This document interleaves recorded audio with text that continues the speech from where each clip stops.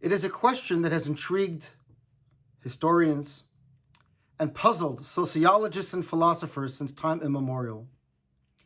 What is the secret to Jewish survival despite having lived through the most horrendous persecutions, the most devastating holocausts, living under the thumb of the most inhospitable governments through much of our history?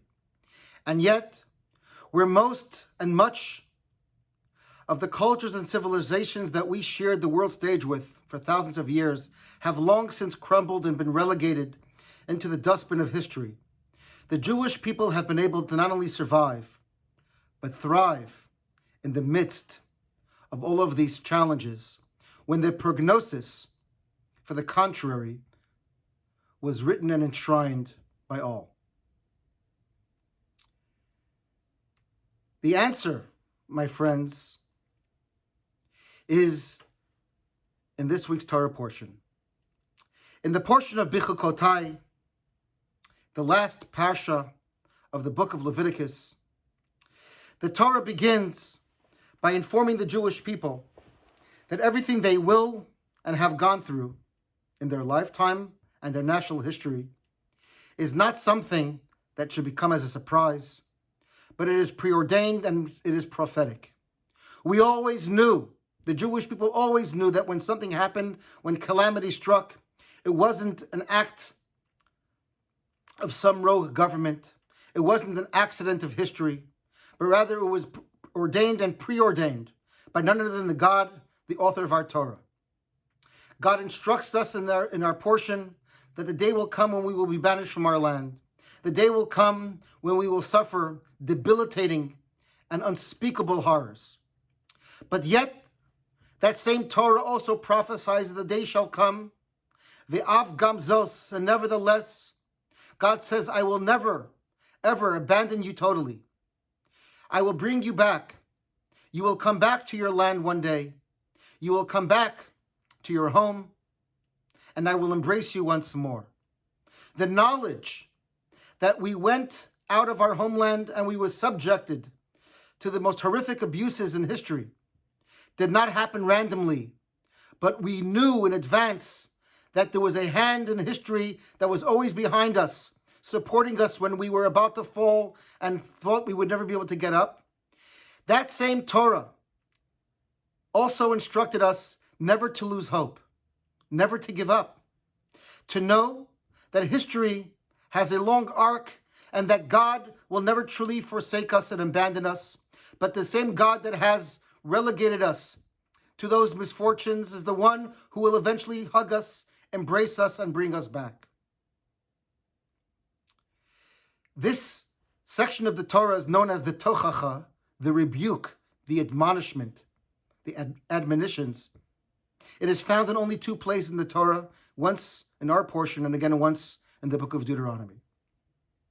But what is transformative, what has allowed the Jewish people not only then to survive, but what has allowed them to thrive, is the chapter that succeeds it.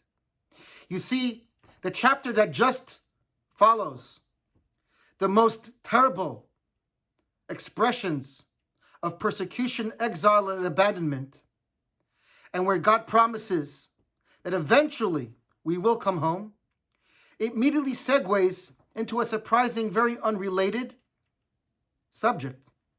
It talks about how if a human being would like to donate the value of their body or of their worth, how one goes about consecrating themselves, the value of oneself, to God and to Hektish, to make it holy.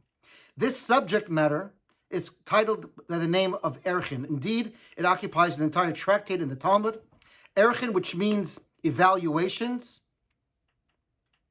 is the halachic and the Torah process of when someone says, I want to donate my worth, my value to the temple, how one goes about it.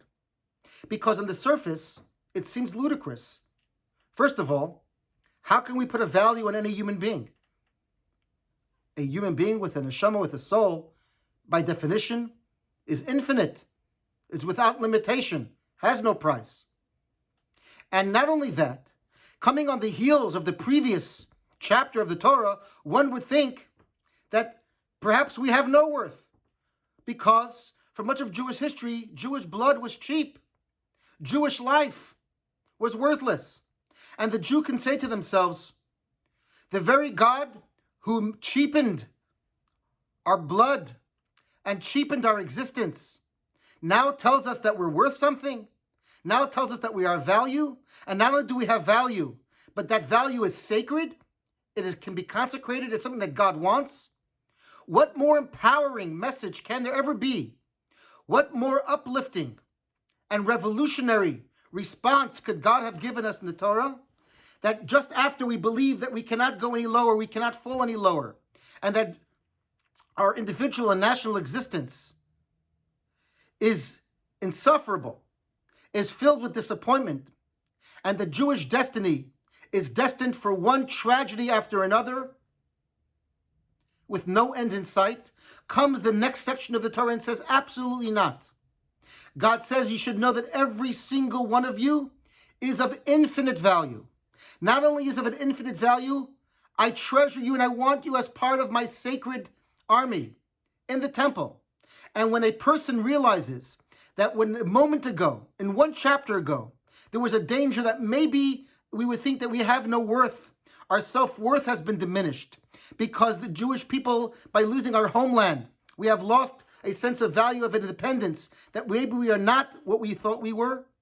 Or as an individual, when we are not observing the Torah and the commandments, God promises all the terrible destruction that will befall the Jewish people as they all have had. And we may say to ourselves, do I really matter? If I am not a Jew, ensconced with Torah and mitzvot, is my life purposeful? Comes the portion of Bechukotai and says, are you serious? Immediately after, God says, you're my child. You have infinite worth. The chapter of evaluations, of evaluating a human being for hektish, for the purpose of the temple, God says, I want you. The very you who just a chapter ago I was critical of for not observing Torah mitzvot. That doesn't matter anymore. That was then. This is now. Before was exoteric. But the esoteric, the internal, the soul, the true you can never become abandoned. The inward of a Jew can never be sullied or tainted by sin. The neshama always remains pure. And because of that, the spirit of the Jewish people have always known that no matter what we go through, the next morning is a new opportunity. We are never defined by the tragedy of the past, but of the promise of today and tomorrow. Who else but the Jewish people could have marched from Auschwitz straight to Jerusalem and the new state of Israel? The Jewish people have been promised in the Torah that we are like a crouching lioness, that at one moment we can be down and out, but we remain a lioness nonetheless. Jacob told his children before he passed away, embodied by the blessing to Judah, that all of the Jewish people in one moment, in one instant, can go from the very, very bottom to the top. We can go from the depths of desperation and despair to the highest point of aspiration and promise. And so you ask, where did they have the Jewish people thought of history? Not only for themselves, but taught the idea of promise and hope to the world. Where does it come from?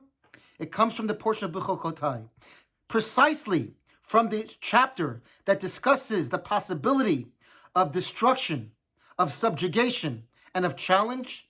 It is the aftermath, the juxtaposition of how the Torah places the next chapter of infinite worth, of that we can go straight from tragedy, straight to the temple, with no segue. We go right into hektish.